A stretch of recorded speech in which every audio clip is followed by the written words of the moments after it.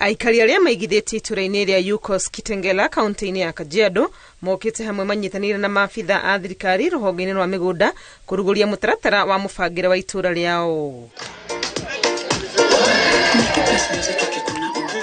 Mũtaratara ũyũ hamwe na kũheana mwerekera wa ũrĩa nyũmba ibatie gwakwo no wonanĩtie kũrĩa kũbatie gũkorwo na indo ta mabarabara nĩguo kweheria ngucanio cia andũ gwaka kũrĩa gũtagĩrĩire.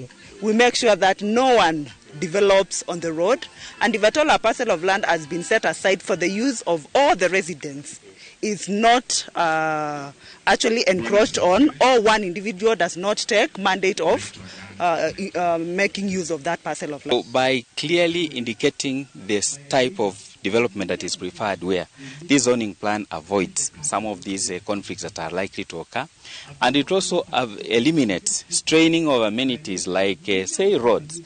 Kũrugũrio kwa mũtaratara ũyũ rĩu kũrahe aikari aya hinya wa kũrũmĩrĩria na gũtigĩrĩra atĩ mĩako ĩrĩa ĩgũkinyanĩrio gũkũ nĩ ĩratwarana na kũringana na mũbango, kuona nĩ ũndũ ũingĩrĩtio nginyagia rekondi-inĩ cia mĩbango ya kaunti. UCOS estate is now fully controlled in terms of the zoning, in terms of the developments that you make. We have our bylaws which are recognized by the county. We have the approved plans of the housing and development that happens here. So ideally, nobody can now just do contrary to the bylaws of this estate.